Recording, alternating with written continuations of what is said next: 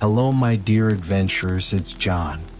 Welcome back to another evening of shared stories and adventures. Tonight we're going back to Middle-earth and stepping into the shoes of Aragorn. Maybe you also know him by a few other names like Strider and LOTR.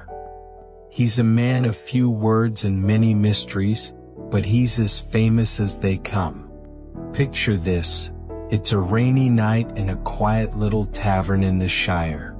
Aragorn's there, leaning against the wall with that easy half-smile of his, pipe smoke drifting around him. He's underground, of course, watching over the hobbits along with the other Dunedain rangers. You'd think he's just another tourist maybe, but under that cloak and hood is a hero of his time. For me personally, Aragorn was really one of the first characters I really tried to follow growing up.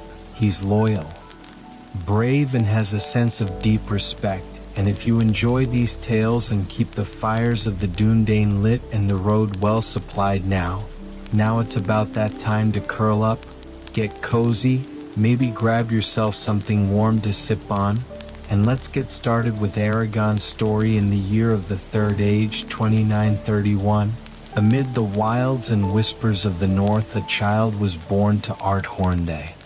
The leader of the Dunedain. It was a quiet hour under a dying moon, but those few who were present knew they had witnessed something of strange and sacred importance, because this child named Aragorn was not merely another soul come into the world.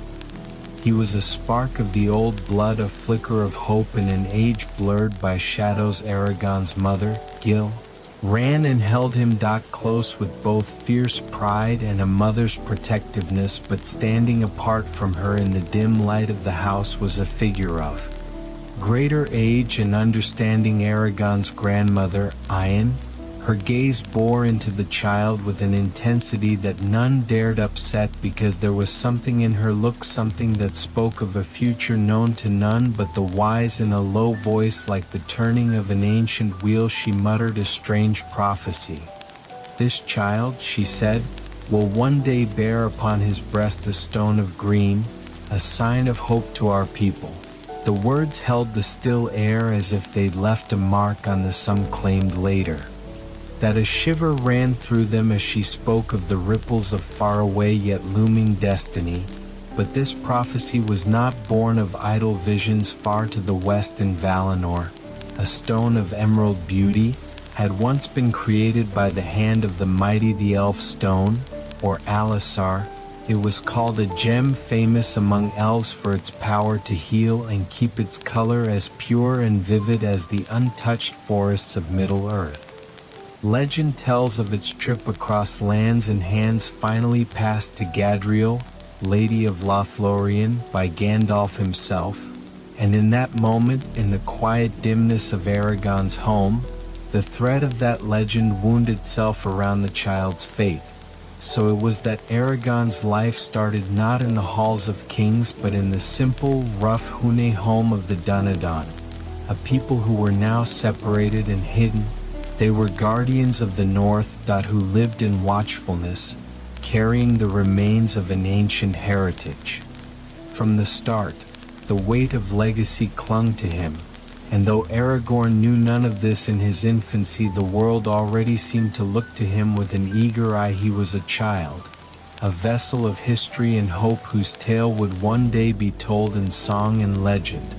But fate would not be kind nor simple, and Aragorn's path was set not on gentle hills but along long, dark roads and rugged paths. And so in the heart of his people's hidden lands, the journey of the one called Elissa, though yet unknown, began as the seasons turned and the leaves of the north went from green to gold. Aragorn grew from baby to toddler, bright-eyed and curious, but shadows, ever present and watchful, gathered in silence.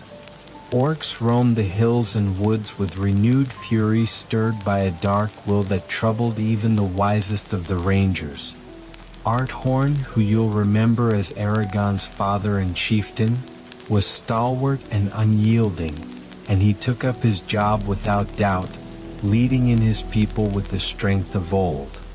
Then came the fateful day. Aragorn was but 2 years old when his father rode forth on yet another patrol to protect their lands at the head of his company.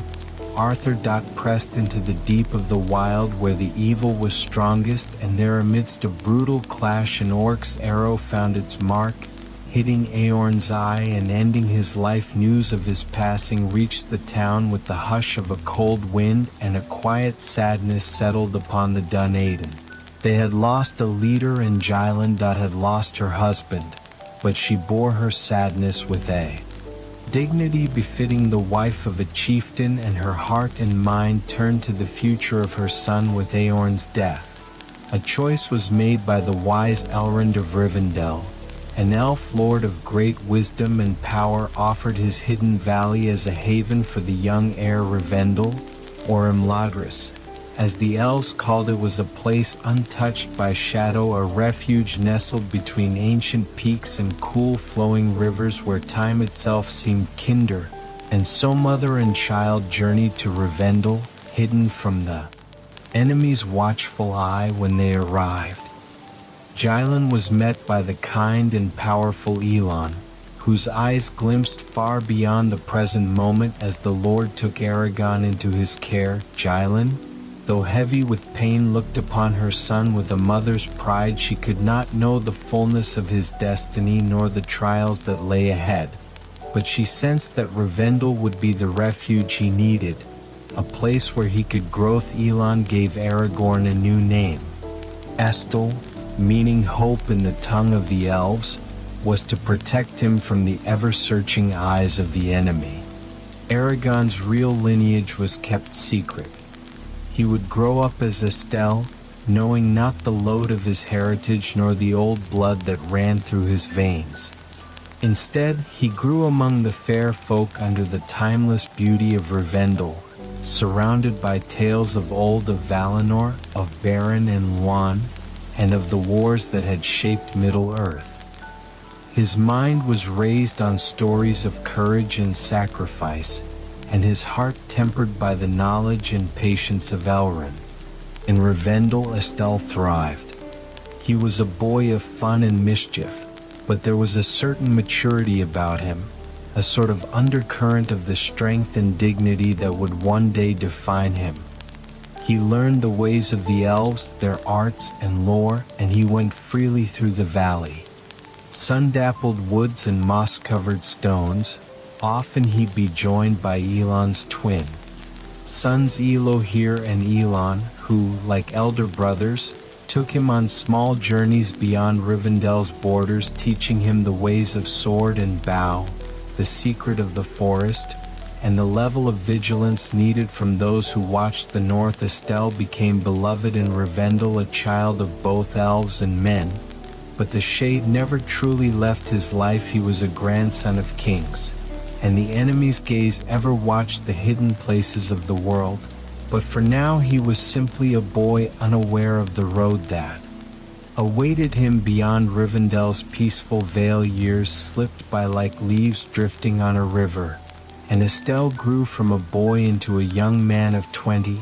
The serene beauty of Rivendell, with its silver-lit streams and whispering trees, had become as much his home as the blood within his veins. He had become skilled in many things: swordsmanship, law, the art of tracking, all taught to him by elves whose knowledge went back to ages before men had even awoken. But for all his training and knowledge, he sensed a gap in his own history, an unspoken mystery that eluded him at every turn. One evening, after returning from a journey with LOTR and Eladon, Estel was called by Elon. The elf lord stood by a window viewing the valley bathed in the soft light of the setting sun. There was a faraway solemnity in his gaze. It was then that he spoke his true name, told him of his father, and gave him the treasures of his house. Elon took a deep breath and said, "I am not your father, but I love you as a son. For me, you are precious beyond measure. I tell you this now because your fate is one of high deeds and peril. You are Aes heir, not for yourself alone but to serve the greater good of Middle-earth. As part of this news, Elrond presented Aragorn with 2 heirloom relics of his noble lineage, the shards of Narrow and the ring of Barahir. The pieces of Narrow, once a great sword now broken, lay wrapped in cloth, glowing softly with a cold light. It had been handled by his ancestor Elendil in the battle against Sauron and had been used to cut the One Ring from his hand, and though the sword had shattered, it was a sign of great might. The ring of Barahir, crafted in a faraway age, had been passed down through the line of Isildur. It was a silver band shaped like 2 serpents with green eyes crowned with golden flowers, one devouring and the other supporting a crown. These treasures belong to your house, Elrond said, his look steady. In your hands. They are more than remains. They are the hope of your people. But remember, Aragorn, you are not yet their king. That PA must be won, not merely claimed. Aragorn took the ring, and the bits of his life having been forever changed. In the following days, Aragorn would walk into the woods. He found himself drawn to a hidden glade, and there, under the canopy, he began to sing. It was a song of Beren and Luan, a tale known to him since childhood. In the story, a human man had won the love of an elf maiden through bravery and sacrifice, defying both death and darkness for her sake. As he sang, a figure appeared, stepping softly through. Her presence was like starlight coming to earth, brilliant and ethereal.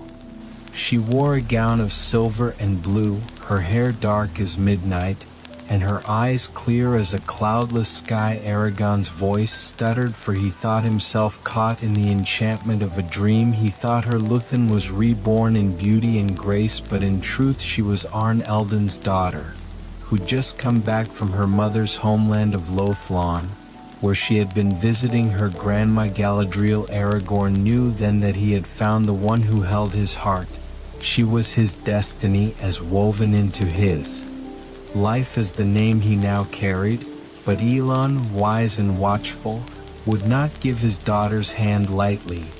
No mere human chieftain could wed the daughter of an elf lord, and so as the days of his youth waned, Aragorn prepared to walk a road that would take him far from Rivendell, through lands of both beauty and peril.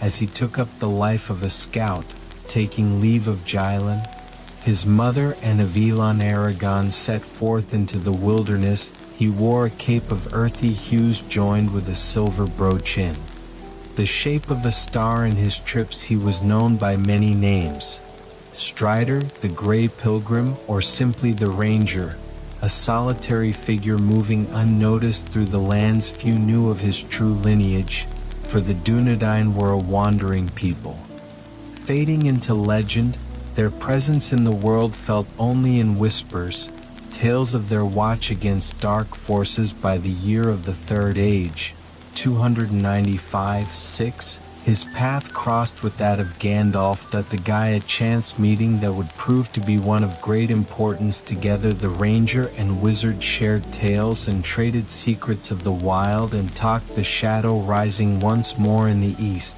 Their friendship grew strong, for they shared a common goal. Bound by a loyalty to the free peoples and a quiet understanding of the sacrifices needed to protect them. Through Gandalf's counsel, Aragorn came to know of a strange land to the west of the Shire, a quiet corner of Middle-earth occupied by hobbits, a folk largely untouched by the troubles of the world, which intrigued him. He turned his watchful eyes to this land, learning its borders, its roads, and the simple ways of its people. The hobbits knew him only as Strider, an aged traveler who passed through their countryside, often going alone into the wild places where even the strongest among them dared not people.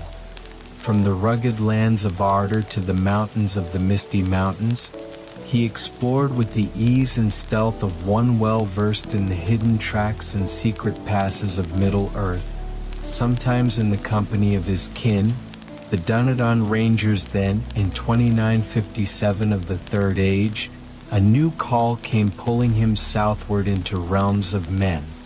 It was in Rohan among the Rohirrim that he first entered into service as a fighter, though few knew him for what he was among them. He was simply a tall stranger. Figure with sharp eyes and swift hands. He rode among their ranks and gained their trust, earning the respect of their king Fel, though he wore no crown and carried no symbol of his birthright from Rohan.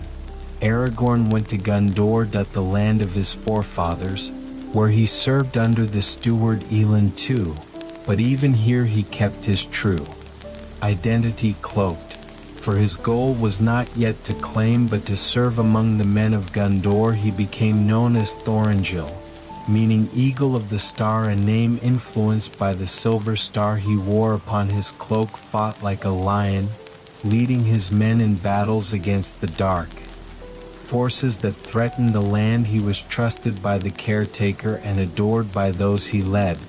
Yet among them one grew wary of him, Denir, the son of Ethel, a man of deep pride. Denir felt the mystery in Aragorn, maybe even knew that he was the heir of his old lord, and he grew to mistrust him, thinking that this stranger and Gandalf the Gy plotted together to weaken his future claim to the stewardship.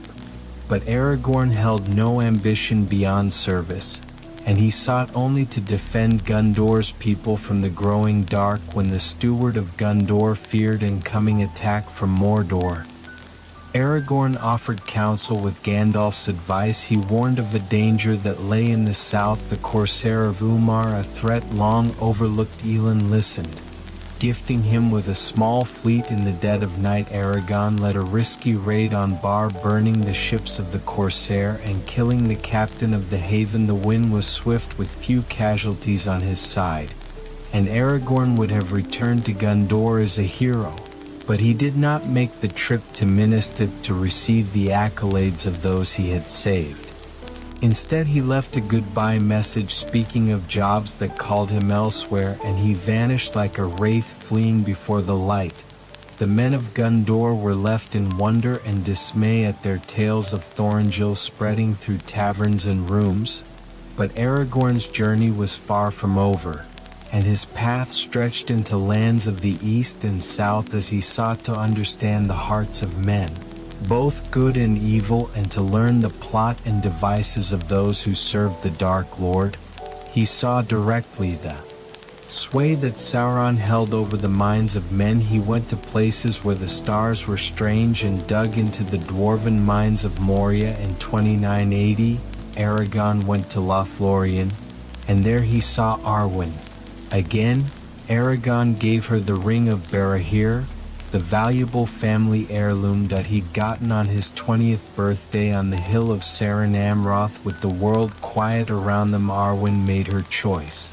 She promised herself to him, deciding to leave behind her elven immortality, knowing she'd eventually grow old by his side. But Elend had not changed his mind. He loved Aragorn like a son, yes, but he was also a father, and he knew what Arwen's choice would mean. If she married a mortal, she'd take on a mortal's fate, and he would lose her forever. So the deathless Elend said that he'd only give his blessing if Aragorn became king of both Gondor and Anna.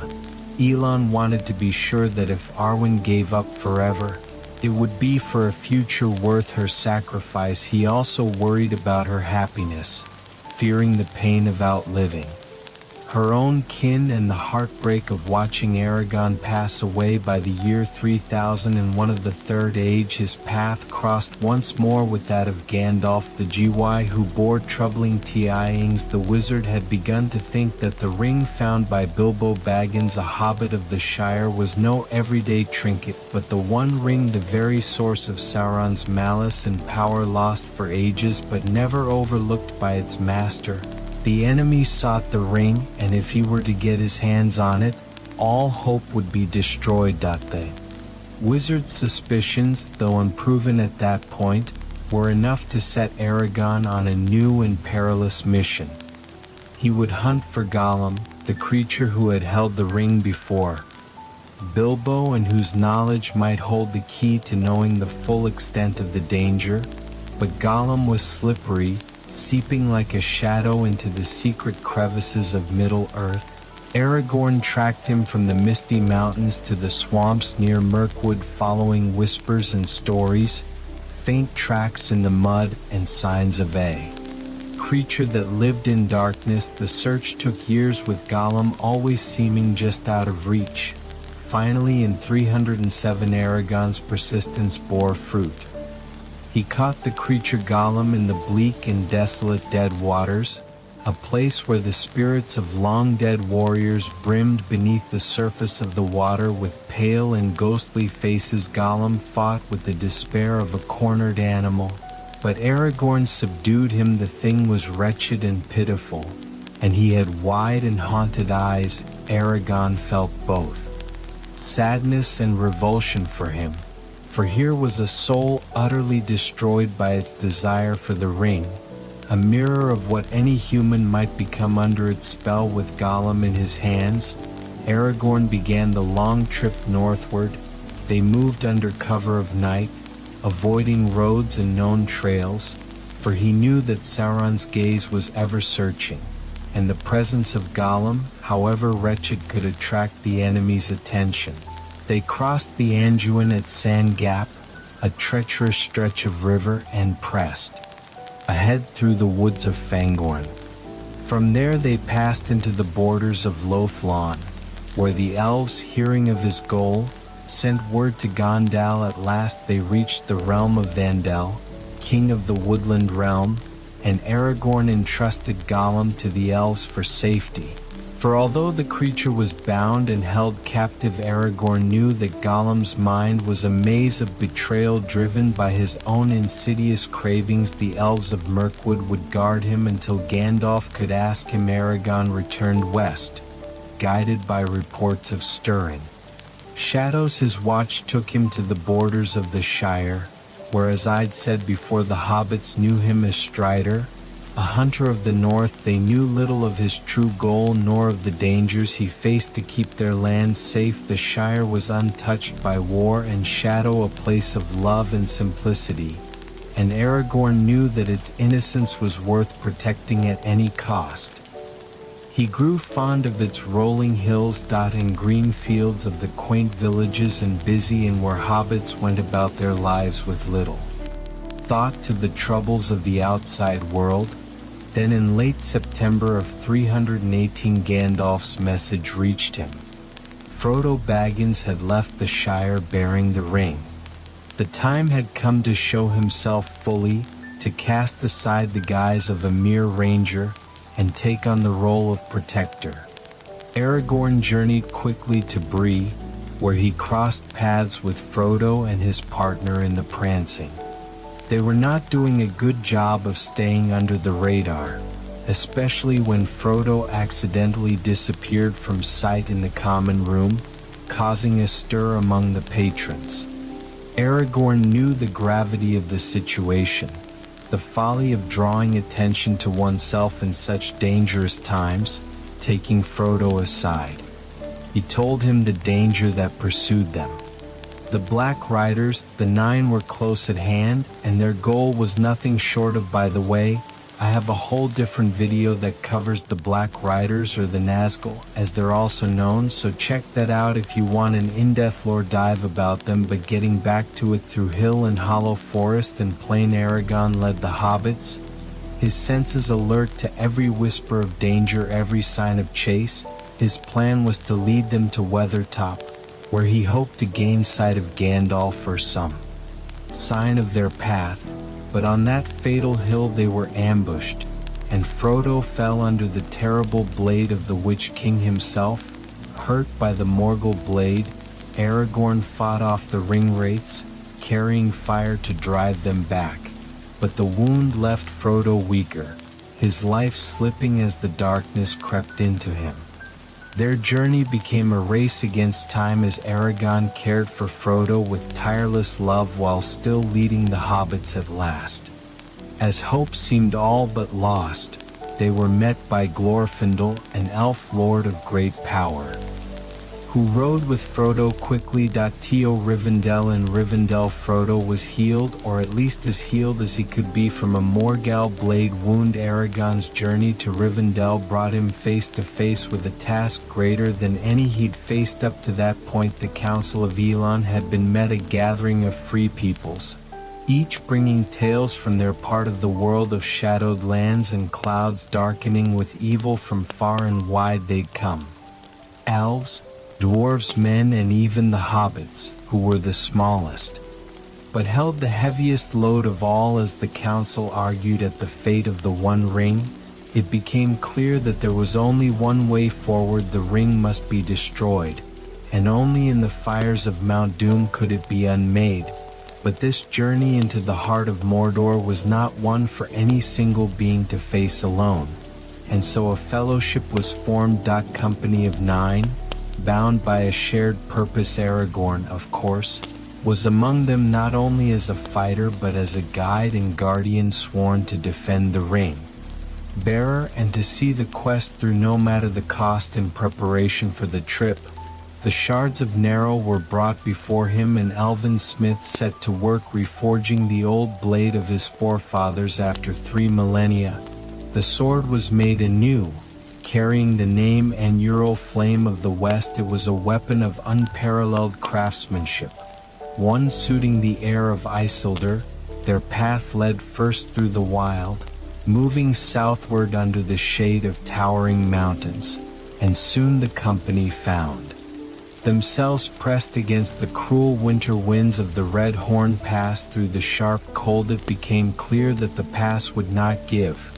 Faced with no other choice, Gandalf chose the road through Moria, an old dwarven kingdom now shrouded in darkness and ruin. Aragorn spoke against this choice because he held an old and unshakable fear of Moria, a memory of past evil from when he'd last been there.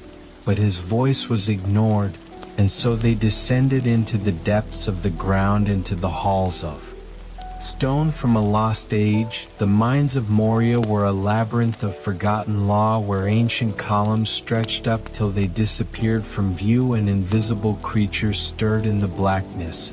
And there, deep within, they met the Alag Duran's bane, a creature of flame and shadow. In that fierce fight, Gondal fell. Of course, Aragorn felt the weight of his old friend's loss like a wound upon his heart.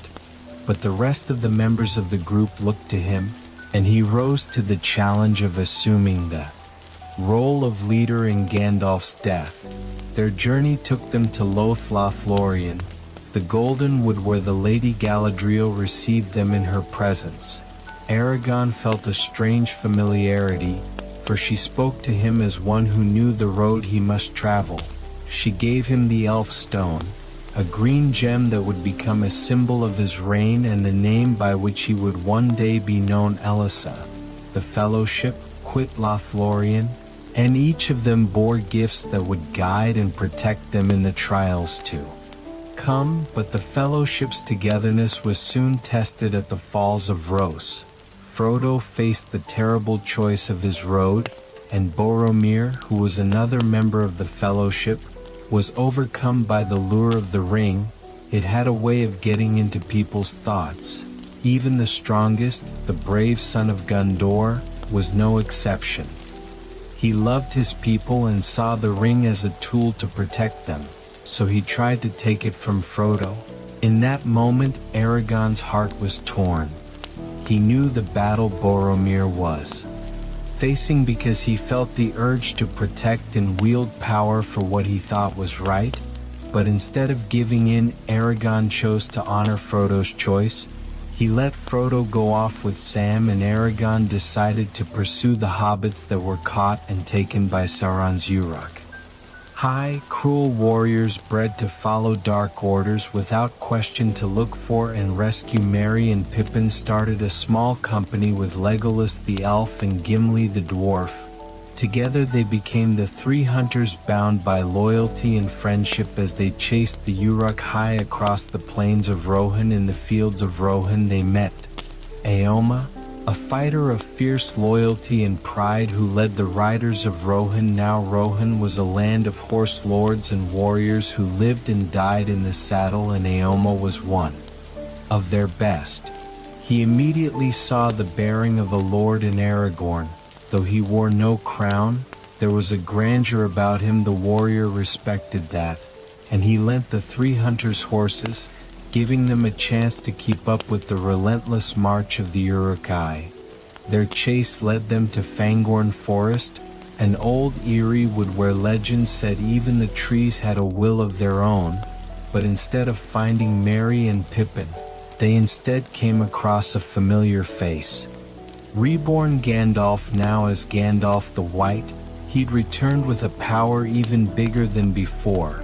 Ready to help Middle-earth once again. Together they rode to Edoras, the heart of Rohan, where they found King Theoden under a dark spell, his spirit weakened by the poisonous impact of Saruman. Side by side with the riders of Rohan, Aragorn fought in the Battle of Helm's Deep, where his leadership and bravery turned the tide against the forces of Sand. The fierce fight at Helm's Deep, Gandalf came to Aragorn with a message from Elrond, a reminder of his destiny of courage and of a hidden road only he could take. He said to him, "The days are short if thou art in haste. Remember the ways of the dead." And with this letter came a standard gift from Arwen. It wasn't just a sign, it was more so a symbol of Aragorn's claim to the throne and a call to step forward into the memory of his forebears. The shadow over Middle-earth grew heavier as Sauron's troops swarmed, with little time left for Aragorn to call upon the Grey Company, those faithful rangers of the north who had long watched over the land in secret. He was also joined by the elven brothers Illidan and Elohir, who you'll remember are the sons of Elon. Time. These two were close kin to Aragorn since they'd grown up together in Rivendell and all, and they had brought grave tidings of their father's vision. It was clear Aragorn needed to go south to aid Gondor, and there was only one road quick enough to take him there in time. The paths of the dead were no ordinary road. Ages ago, the men of the White Mountains had sworn an oath to Isilda, the king who'd fought Sauron in the last alliance. But when the time came to meet that oath, they had feared Sauron's power more than they feared breaking their word. Ilder cursed them to stay in death until they honored their pledge, leaving them as restless ghosts in the mountains, feared by all who came near. Aragorn, though, was the heir of Zilda, and by that old right, he could call upon these dead men, forcing them to fight at Dunharrow. Aragorn turned toward that haunted way with the Grey Company at his back. As they passed into the mountain, they heard only the whispers of long-lost voices. The dead men looked grim and silent, their eyes like dim embers in the dark.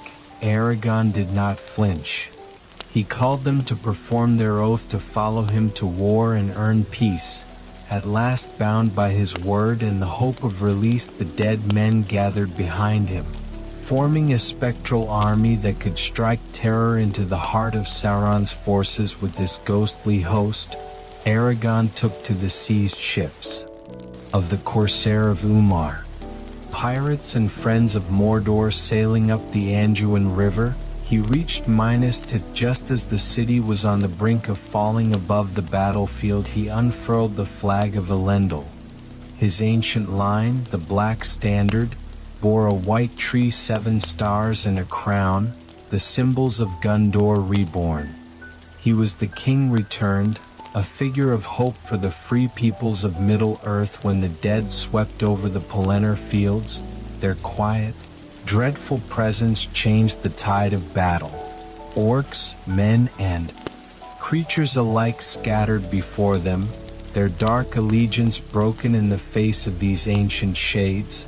The light of Numa's legacy shone through Gondor's darkest hour. As the fight waned, the dead men's oath was fulfilled with his blessing. Aragorn freed them from their curse, letting them fade into peace at last after the brutal clash on the Pella fields as the dust cleared and the city mourned its losses. Aragorn held back from claiming the throne outright.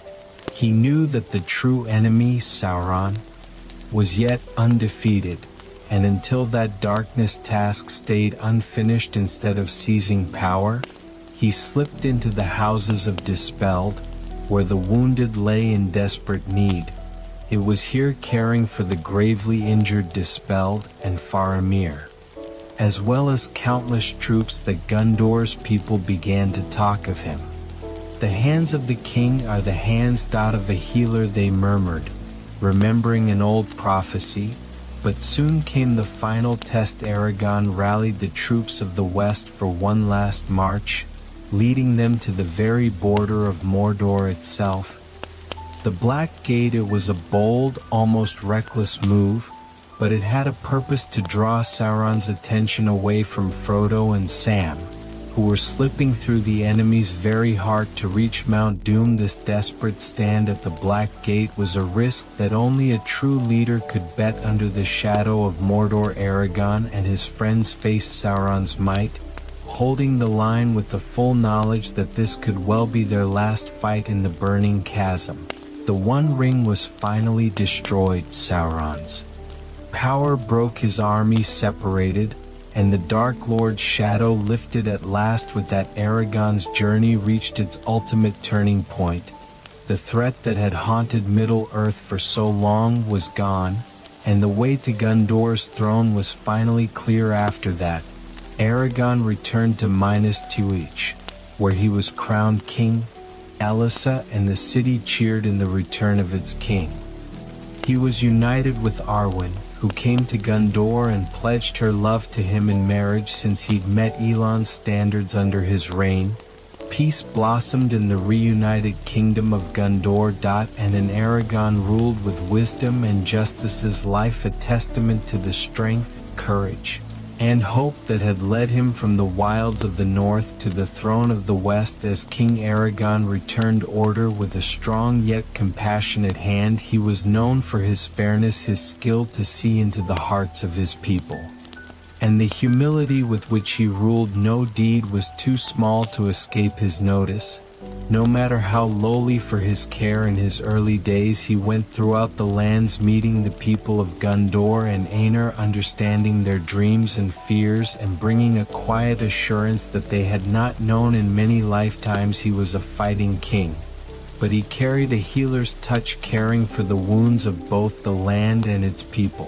One of Aragorn's first acts was to make peace with the Easterlings and the Haradrim, former rivals who had been subjugated by Sauron's influence. He offered terms of friendship and allowed those who wanted to dwell in peace to settle and rebuild. It was not an easy job because distrust ran deep on both sides. With wisdom, he built embassies and trade, opening new channels of contact and building a bond between countries that had once been torn by strife. In the land of Mordor, he took special care freeing the slaves and returning the lands around the Sea of Nan to the freed peoples, building a place where they could someday find redemption and a new life. Mordor was no longer the heart of darkness, but a place where life could grow, guided, of course, by Aragorn's kindness and foresight. In Gondor, he named Faramir, the loyal son of Deneth, as steward and prince of Aelin. Under Faramir's watchful eye, Ethelon blossomed, a green jewel on Gondor's eastern border, where trees and flowers grew once more. Aragorn praised the courage of Faramir and Eowyn, understanding their strength as both a shield and a foundation for the kingdom's future. He made the Druid forest a protected enclave, granting it to the Druid who had helped Gondor in its darkest hour. Northward, Aragorn restored the kingdom of J.R.R. in the ruins of Minas. He rebuilt a seat of power, creating a home for those who had long wandered in shadow. The Dúnedain Rangers became a known force once more, their valiant service no longer confined to secret, and their honor restored among the free peoples. The Shire itself stayed unharmed as Aragorn had promised. He decreed a free land under the protection of the northern country, forbidding men from entering its borders. He offered the Shia lands up to the Emin Bade, and he honored its peace as a show of his love for the easy and untroubled lives of its people. To the hobbits he was remembered with great love as Strider, our friend who kept us safe as he grew older. His reign brought security and peace, so that the shadows that had once darkened Middle-earth seemed distant. But he was aware of the passing of time, understanding that even kings must answer the call of fate in the Fourth Age. Aragorn felt the weight of his years. He felt that his time was nearing its end, true to the heritage of the number. Manorian, he chose to relinquish life willingly, an act that saved his dignity and left him at peace. He summoned his family, giving his farewells with wisdom and love. Larian, his son and heir, stood beside him. Aragorn looked upon him with pride because he knew that the tradition of the Dúnedain would continue. Bound to the land and its people, Arwen, his beloved, stuck by his side. They'd shared a love rare and strong, a bond that had defied the years, but she knew this day would come, the moment. She had pledged her hand to him. Aragorn spoke to her in his final hours, a tender goodbye that brought a measure of solace amidst all the grief in the house of the kings. Aragorn lay himself down and took his final resting, passing from life as a king in both honor and peace. His passing marked the end of an age, and the people of Gondor and Ar mourned deeply because they knew they had lost a master unlike any before him. Arwen departed to the silent woods of Lothlon, where she lay herself to rest upon Caran Amroth, leaving her life with the dignity of the Elar, joining her beloved in the dark lands beyond mortal reach. The legacy of King Elissa lasted long after his passing. Larian ruled in his stead, guided by the lessons of his father, and the line of the Dúnedain continued through him, bringing knowledge and honor to the kingdoms of men. Stories of Elsa's reign were passed from father to son, mother to daughter, tales of the king who had come from shadow to light, who had healed the land and led his people to peace. His name became a touchstone of hope and resilience, his acts immortalized in song and tale. Thus the story of Aragorn, son of Arthur, came to an end, but his spirit lived on in the land that he had loved, in the people he had served, and in the peace he had fought so hard to achieve. Now, with the story out of the way, I wanted to read a chapter from the book that's one of my personal favorites. It's from the Brotherhood, when Strider meets the hobbits in the bar, and I think it's a really cool intro for his character. It takes place when the hobbits had just gotten to the inn after Gandalf had asked Frodo to leave the Shire with the ring. They were trying to be low-key and avoid drawing unwanted attention since they were being chased by the Dark Riders. Suddenly Frodo noticed that a strange-looking, weather-beaten man sitting in the dark near the wall was also listening closely to the hobbit talk. He had a tall tankard in front of him and was smoking a long-stemmed pipe strangely carved. His legs were stretched out before him, showing high boots of soft leather that fitted him well but had seen much wear and were now caked with mud. A travel-stained cape of heavy dark green cloth was drawn close about him, and in spite of the heat of the room, he wore a hood that covered his face, but the gleam of his eyes could be seen as he watched the hobbits. "Who is that?" Frodo asked when he got a chance to say to Mr. Butterbur.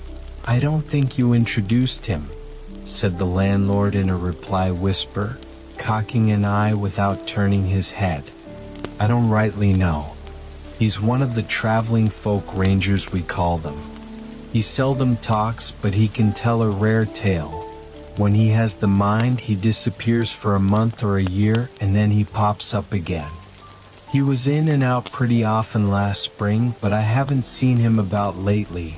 What his right name is I've never heard, but he's known round here as Strider. Goes about at a great pace on his long shanks, though he doesn't tell anybody what, because he has to run but there's no accounting for east and west, as we say. In Bree, meaning the rangers and the shy folk asking your pardon. Funny you should ask about him, but at that moment Mr. Buter was called away by a demand for more ale, and his last remark stayed unexplained. Frodo found that Strider was now looking at him as if he had heard or guessed all that had been said presently. With a wave of his hand and a nod, he urged Frodo to come over, and sat by him as Frodo drew near. He threw back his hood, showing a shaggy head of dark hair flecked with gray, and in a pale, stern face, a pair of keen gray eyes. "I am called Strider," he said in a low voice. "I am very pleased to meet you, master. Underhill, if old Butterbur got your name right," he said stiffly. He felt far from comfortable. Under the stare of those keen eyes, "Well, Master Underhill," said Strider, "if I were you, I would stop your young friends from talking too much. Drink, fire, and chance meeting are pleasant enough, but, well, this isn't the Shire. There are gay folk about, though I say it as shouldn't, you may think," he added with a wry smile, seeing Frodo's glance, "and there have been even stranger travelers through Bree lately." He went on watching Frodo's face. Frodo returned his look but said nothing, and Strider made no further sign. Now I'm going to skip ahead a few pages to where the hobbits meet Strider again just a few minutes later, after Frodo's vanishing act in the inn drew some unwelcome attention. Frodo, Pippin, and Sam made their way back to the parlor. There was no light. Merry was not there, and the fire had burned low. It was not until they had puffed up the embers into a blaze that they found Strider had come. There he was, quietly sitting in a chair by the door. "Hello," said Pippin. "Who are you? And what do you want?" "I am called Strider," he answered, "and though he may have forgotten it, your friend promised to have a quiet talk with me. You said I might hear something to my advantage, I believe," said Frodo. "What have you to say?" "Several things," answered Strider, "but of course I have my price." "What do you mean?" asked Frodo sharply. "Don't be afraid." "I mean just this. I will tell you what I know and give you some good advice, but I shall want a prize." "And what will that be, pray?" said Frodo. He suspected now that he had fallen in with a rascal, and he thought uncomfortable. That he had brought only a little money with him. All of it would hardly satisfy a rogue, and he could not spare any of it. "No more than you can afford," answered Strider with a slow smile, as if he guessed Frodo's thoughts. "Just this. You must take me along with you until I wish to leave you." "Oh, indeed," answered Frodo, surprised but not much relieved. "Even if I wanted another partner, I should not agree to any such thing until I knew a good deal more about you and your business," Great exclaimed Strider, crossing his legs and sitting back comfortably. "You seem to be coming to your senses again, and that is all to the good. You have been much too careless so far." "Very well, I will tell you what I know and leave the prize to you. You may be glad to grant it when you have heard it." "Go on then," said Frodo. "What do you know?" "Too much, too many dark things," said Strider grimly. "But as for your business," he got up and went to the door and opened it quickly and looked out. Then he shut it quietly and sat down again. "I have quick ears," he went on, dropping his voice, "and though I cannot disappear, I have hunted many wild and tired things, and I can usually avoid being seen if I wish. Now I was behind the hedge this evening, on the road west of Bree, when 4 hobbits came to the downlands. I need not tell all that they said to old Bombadil or to one another, but one thing interested me. Please remember that one of them said that the name Bagjin must not be mentioned. I am Mr. Underhill, if any name must be given that interested me so much that I followed the theme here. I slipped over the gate just behind them. Maybe Mr. Baggins has an honest reason for leaving his name behind. but if so, I should tell him and his friends to be more careful. I don't see what interest my name has for anyone in Bree, said angrily to Frodo, and I have yet to learn why it interests you. Mr. Strider may have an honest reason for spying or eavesdropping, but if so, I should tell him. To explain it well, answered Strider, laughing, but the reason is simple. I was looking for hobbies. Called Frodo Baggins. I wanted to find him quickly. I had learned that he was carrying out the Shire well, a secret that worried me and my friends. Now don't mistake me, he cried as Frodo rose from his seat and Sam jumped up with a scowl. I shall take more care of the secret than you do, and care is needed. He leaned forward and looked at them, watching every shade he leaned forward and looked at them, watching every shade he said in a low voice, Black horsemen have passed through Bree on Monday. One came down the greenway they say, and another appeared later.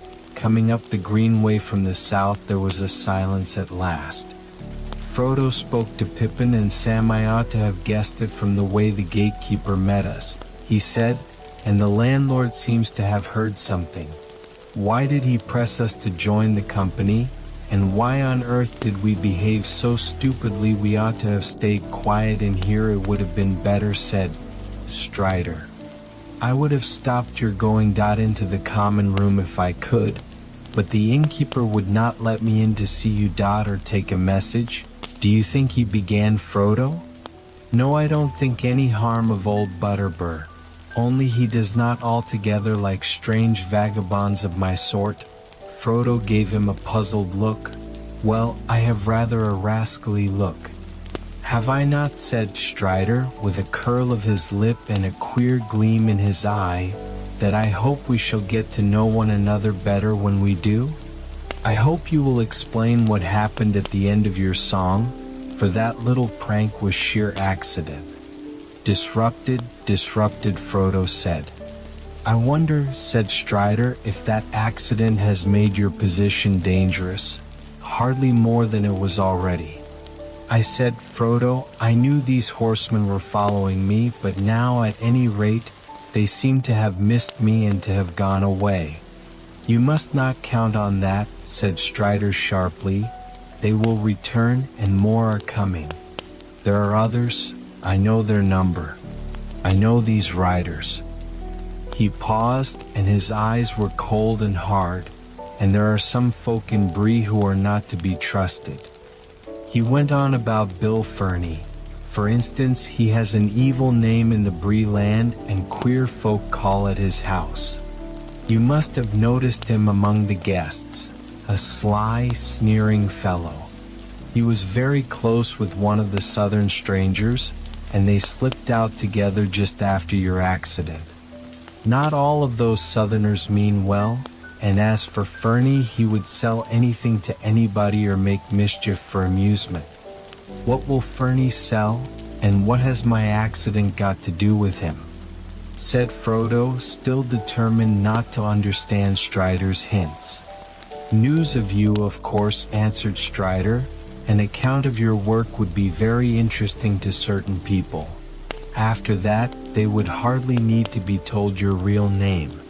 It seems to me only too likely that they will hear of it before this night is over. Is that enough? You can do as you like about my prize, take me as a guide or not, but I may say that I know all the places between the Shire and the Misty Mountains, for I have walked over them for many years. I am older than I look. I might prove useful. You will have to leave the open road after tonight, for the horses will watch it night and day. You may escape from Bree and be allowed to go forward while the sun is up, but you won't go far. They will come on you in the wild in some dark place where there is no help. Do you wish them would find you? They are terrible. The hobbits looked at him and saw with surprise that his face was drawn as if with pain, and his hands clenched the arms of his. The room was very quiet and still, and the light seemed to have grown dim. For a while he sat with unseeing eyes, as if walking in faraway memory or listening to sounds in the night, far away. There he cried after a moment, drawing his hand across his face. Perhaps I know more about these hunters than you do. You fear them, but you do not fear them enough. Yet tomorrow you will have to escape if you can. Strider can take you by ways that are seldom walked. Will you have him? There was a heavy quiet. Frodo made no answer. His mind was confused with doubt and fear. Sam frowned and looked at his master, and at last he broke out with, "Your leave, Mr. Frodo, I'd say no. This Strider here, he warns and he says take care, and I say yes to that, and let's begin with him. He comes out of the wild, and I never heard any good of such folk. He knows something that's plain and more than I like, but there's no reason why we should let him go, leading us out into some dark place far from help." As he puts it, Pippin fidgeted and looked uncomfortable. Strider did not reply to Sam, but turned his keen eyes on Frodo, caught his glance, and looked away. "No," he said slowly. "I don't agree. I think you are not really as you choose to look. You began to talk to me like the Bree folk, but your voice has changed. Still, Sam seems right in this. I don't see why you should warn us to take care and yet ask us to take you on trust. Why the mask? Who are you? What do you really know about my business, and how do you know it?" "The lesson in care has been well learned," said Strider with a grim smile, "but care is one thing, doubting is another. You will never get to Rivendell on your own, and to trust me is your only chance. You must make up your mind. I will answer some of your questions if that will help you to do so. Why should you believe my story if you do not trust me?" Already still here, it was at that moment there came a knock at the door. Mr. Butterbur had come with candles, and behind him was Nob with cans of hot water. Strider withdrew into a dark corner. "I've come to bid you good night," said the owner, putting the candles on the table. Button takes the water to the rooms. He came in and shut the door. "It's like this," he began, pausing and looking troubled. "If I've done any hurt, I'm sorry. Indeed, but one thing drives out another, as you'll admit, and I'm a busy man.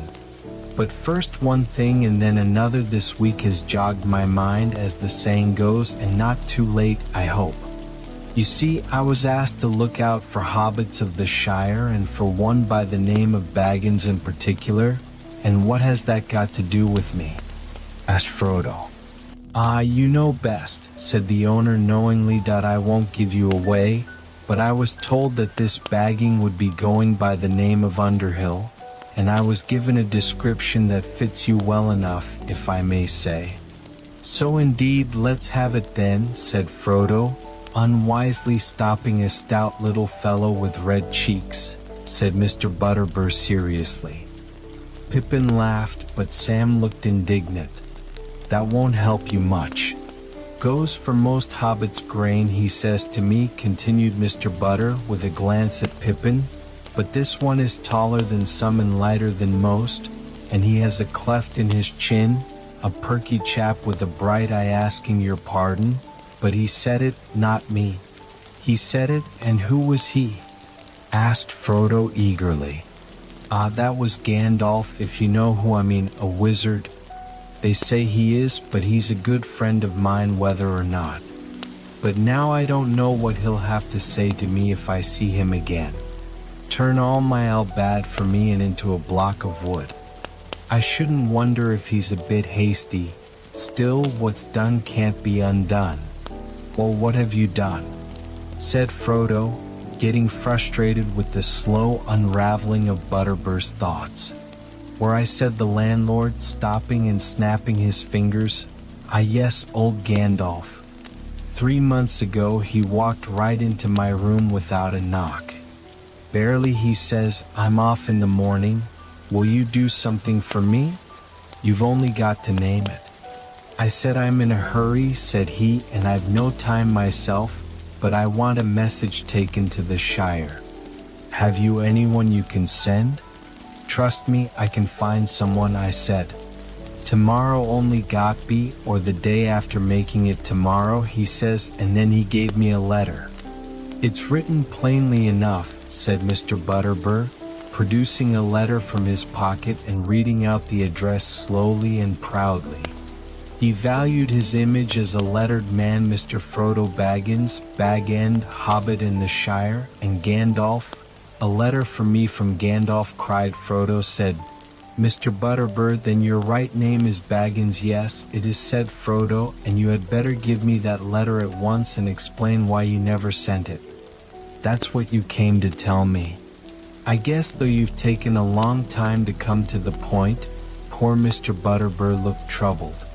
You're right, Master, he said, and I beg your pardon, and I'm deadly afraid of what Gandalf will say if harm comes of it, but I didn't keep it back on purpose. I put it by safe, then I couldn't find anybody willing to go to the Shire the next day nor the day after, and none of my own folk were to spare, and then one thing after another drove it out of my mind. I'm a busy man.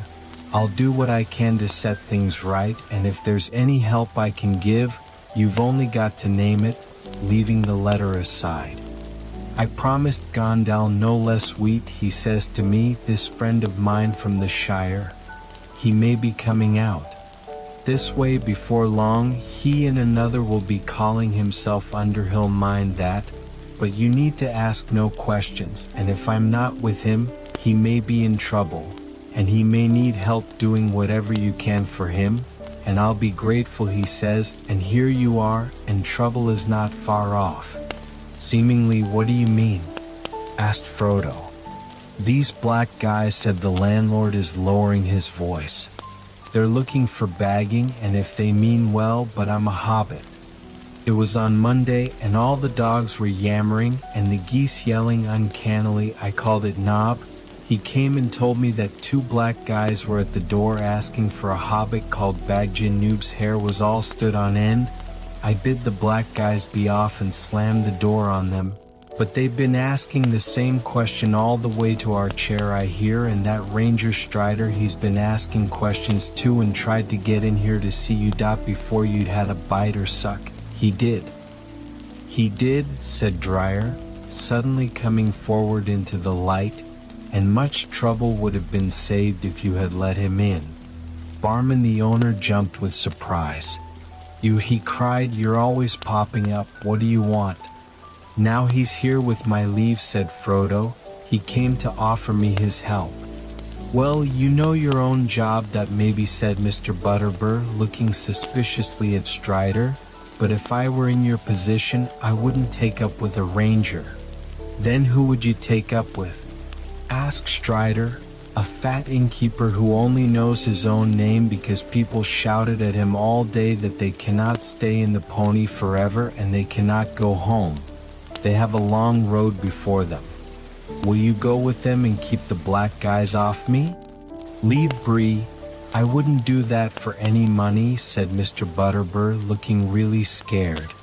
But why can't you stay here quietly? For a bit, Mr. Underhill. What are all these strange goings on? What are these black guys after, and where do they come from? I'd like to know that. I'm sorry, I can't explain it all, answered Frodo. I am tired and very worried, and it's a long tale, but if you mean to help me, I ought to warn you that you will be in danger as long as I am in your house. These black riders, I'm not sure, but I think I fear they come from Mordor, said Strider. In a low voice, from Mordor, if that means anything to you, save us, cried Mr. Butterbur, turning pale. The name clearly was known to him. That is the worst news that has come. To Bree in my time it is, said Frodo. Are you willing to help me? Said Mr. Butterbur, more than, even though I don't know what the likes of me can do against him. Failed against the shadow in the east, said Strider quietly. Not much, Baron, but every little helps. You can let Mr. Underhill stay here tonight. Mr. Underhill, and you can forget the name of Baggins till he is far away. I'll do that, but they'll find out he's here without help from me. I'm afraid it's a pity Mr. Baggins drew attention to himself this evening to say no more. The story of that Mr. Bilbo's going off has been heard before tonight in Bree. Even our knob has been doing some thinking in his slow port. And there are others in Bree quicker in the uptake than he is. Well, we can only hope the riders won't come back yet, said Frodo. I hope not indeed, said Butterbur, but spooks or no spooks, they won't get in the pony so easy. Don't you worry till the morning. Noble says no word. No black man shall pass my doors while I can stand on my legs. Me and my friends will keep watching tonight, but you had best get some sleep. If you can. In any case, we must be called at dawn, said Frodo. We must get off as early as possible for breakfast at 6:30. Please write, and I'll see to the orders, said the owner. Good night, Mr. Baggins Underhill. I should say good night. Now bless me. Where's your Mr. Brandy?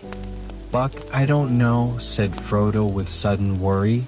They had forgotten all about Mary, and it was getting late. I'm afraid he is out, he said. Something about going for a breath of air. Well, you do want looking after, no mistake. Your party might be on a holiday, said Butterbur. I must go and bar the doors quick, but I'll see your friend is lettin' when he comes. I'd better send Nob to look for him. Good night to you all. At last, Mr. Butterbur went out with another doubtful look at Strider and a shake of his head. His footsteps fled down the line. Well, said Strider. When are you going to open that letter? Frodo looked carefully at the seal before he broke it. It seemed certainly to be Gandalf's inside. Written in the wizard's strong but graceful script was the following message. The Dancing Pony, Bree Midi, New Year's Day, Shine in the year 1418. Dear Frodo, bad news has reached me. Here I must go off at once. You had better leave Bag End soon and get out of the Shire before the end of July at the latest. I will return as soon as I can, and I will follow you if I find that you are gone. Leave a word for me here if you pass through Bree. You can trust the owner, but you may meet a friend of mine on the road, a man lean, dark, and tall, by some called Strider. He knows our business and will help you make for Rivendell. There I hope we may meet again. If I do not come, Elrond will advise you in haste, Gandalf. P.S. Do not use it again. Not for any reason whatever. Do not travel by night. P.P.S. Make sure that it is the real Strider. There are many strange men on the road. His true name is Aragorn. All that is gold does not sparkle. Not all those who wander are lost. The old that is strong does not. Whether deep roots are not reached by the frost, from the ashes of fire shall be woken. A light from the shadows shall spring renewed, shall be the blade that was broken. The crownless again shall be king. P.S. I hope Butterbur sends this quickly. A worthy man, but his memory is like a lumber room. If he forgets, I shall roast him. Farewell. Frodo read the message to himself and then passed it to Pippin and Sam. Really, old Butterbur has made a mess of things. He said he deserves cooking. If I had gotten this at once, we might all have been safe in Rivendell by now, but what could have happened to Gandalf? He writes as if he were going into great danger. He has been doing that for many years, said Strider. Frodo turned and looked at him thoughtfully, thinking about Gandalf's second postscript. Why didn't you tell me that you were Gandalf's friend at once? He asked it. It would have saved time. Would it have been any of you who believed me till now? Said Strider, I knew nothing of this letter. For all I knew, I had to persuade you to trust me without proofs if I was to help you in any case. I did not plan to tell you all about myself at once.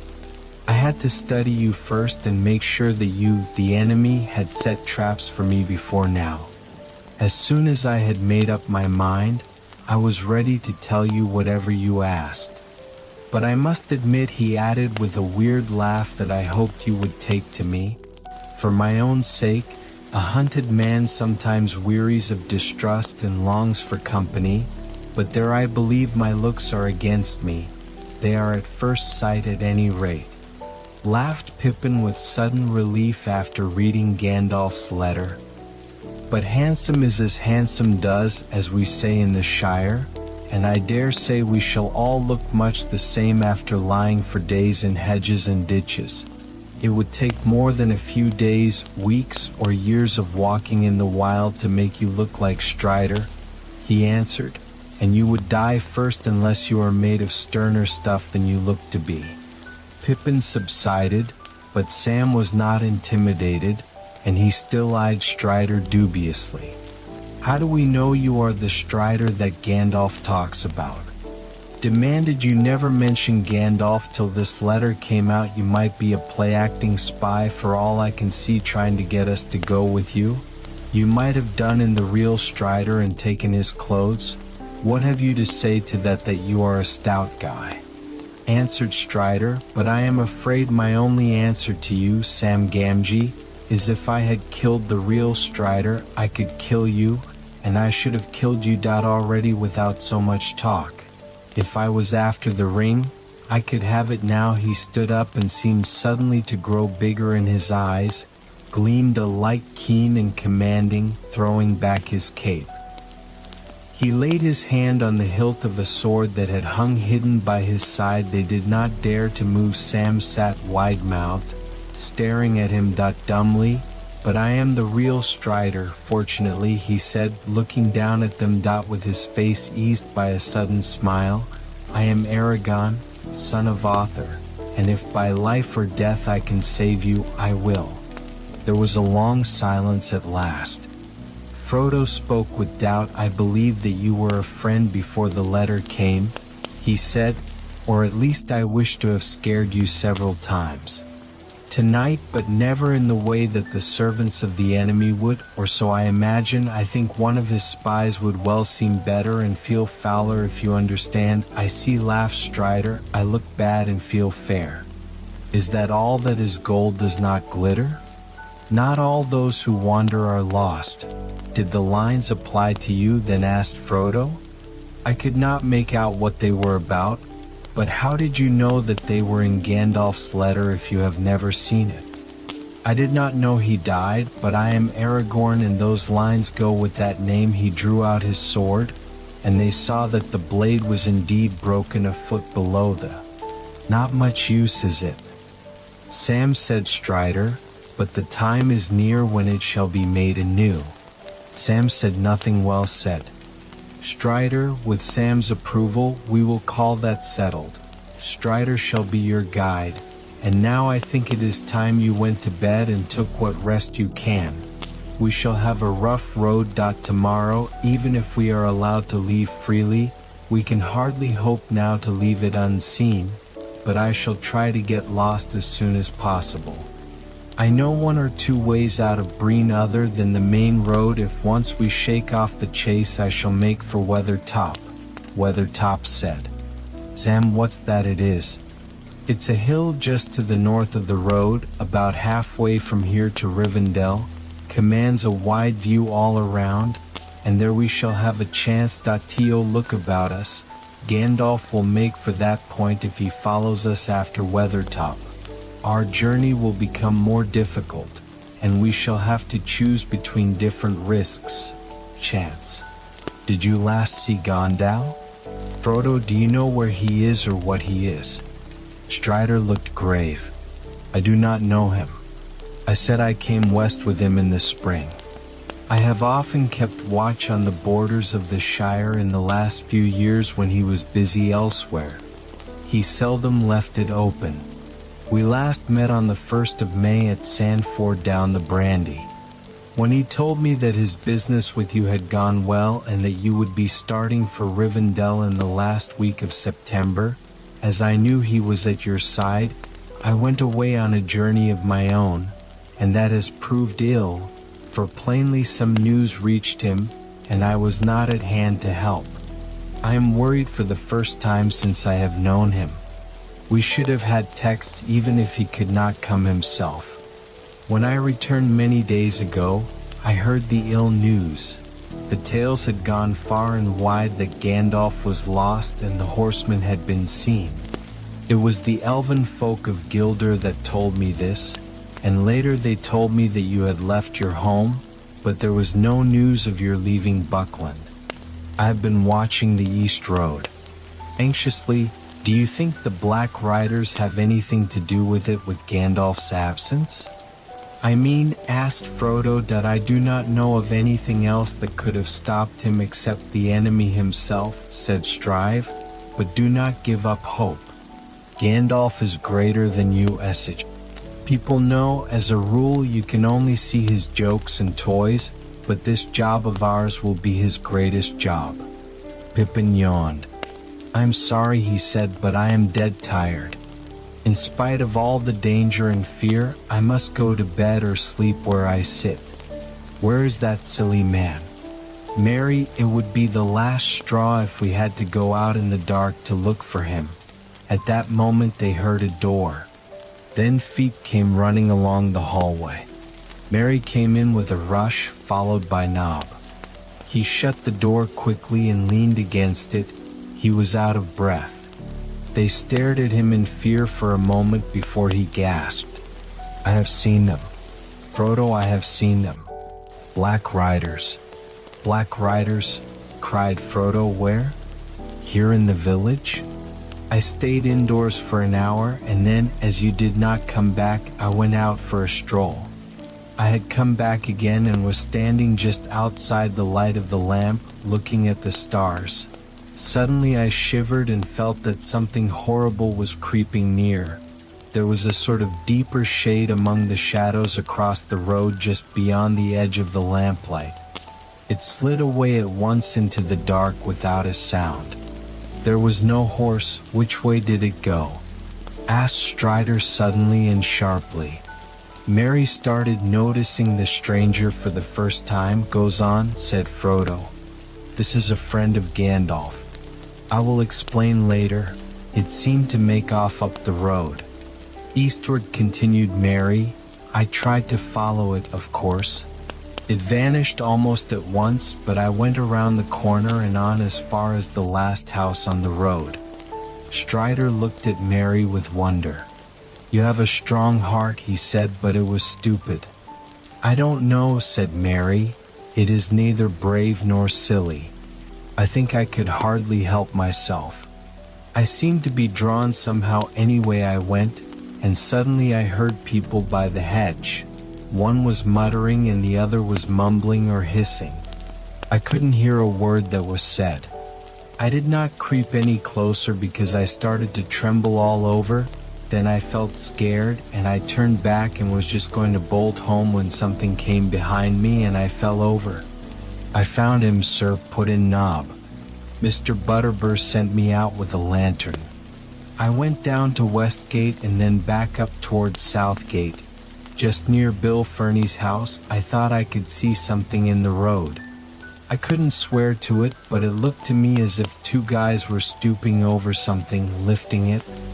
I gave a shout, but when I got up to the spot, there was no sign of them, and only Mr. Brandybuck lying by the roadside. He seemed to be asleep. I thought I had fallen into deep water, he says to me. When I shook him very weirdly, he was, and as soon as I had woken him, he got up and ran back here like a hare. I'm afraid that's true, said Mary, though I don't know what I said. I had an ugly dream that I can't remember. I went to pieces. I don't know what came over me. I do, said Strider. The Black Breath, the riders must have left their horses outside and passed back through the south gate in secret. They will know all the news now, for they have visited Bill F. And possibly that Southerner was a spy, as well as something that may happen in the night before we leave Bree. What will happen? Said Mary. They attacked the inn. No, I think not, said Strider. They are not all here yet, and in any case that is not their way in the dark and loneliness. they are biggest. They will not openly attack a house where there are lights and many people, not until they are desperate, not while all the long leagues of Arada still lie before us, but their power is in terror, and already some in Bree are in their clutch. They will drive these wretches to some evil work, Fernie and some of the visitors and maybe the guard too. They had words with Harry at Westgate on Monday. I was watching them. He was white and shaking when they left him. We seem to have enemies all around, said Frodo. What are we to do? Stay here and do not go to your rooms. They are sure to have found out which those are. The Hobbit rooms have windows. Looking north and close to the ground, we will all stay together and bar this window and the door, but first Nob and I will fetch your bags. While Strider was gone, Frodo gave Merry a rapid account of all that had happened since supper. Merry was still reading and studying Gabriel's letter when Strider and Nob returned. Well, masters, said Nob, I've brushed up the clothes and put in a bolster down the middle of each bed, and I made a nice copy of your head with a brown woolen mat. Mr. Bag Underhill, sir, he added with a grin. Pippin laughed very real. He said, but what will happen when they have penetrated the mask? We shall see, said Strider. Let us hope to hold the fort till morning. Good night to you, said Nob, and he went off to take his part in the watch on the doors, their bags and gear they piled on the parlor floor. They pushed a low chair against the door and shut the window. Looking out, Frodo saw that the night was still clear. The sickle was swinging brightly above the shoulders of Bree Hill. He then closed and barred the heavy inside doors and drew the curtains together. Strider built up the fire and blew out all the candles. The hobbits lay down on their blankets with their feet towards the hearth, but Strider settled himself in the chair. Against the door they talked for a little, for Merry still had several questions to ask. She jumped over the moon and chuckled, Merry, as he rolled himself in his blanket, very silly of you. Frodo, but I wish the hobbit's name for the plough or great bear had been there. Toc, the worthies of Bree will be talking about it in 100 years hence. I hope so, said Strider, and then they all fell quiet, and one by one the hobbits dropped off to sleep.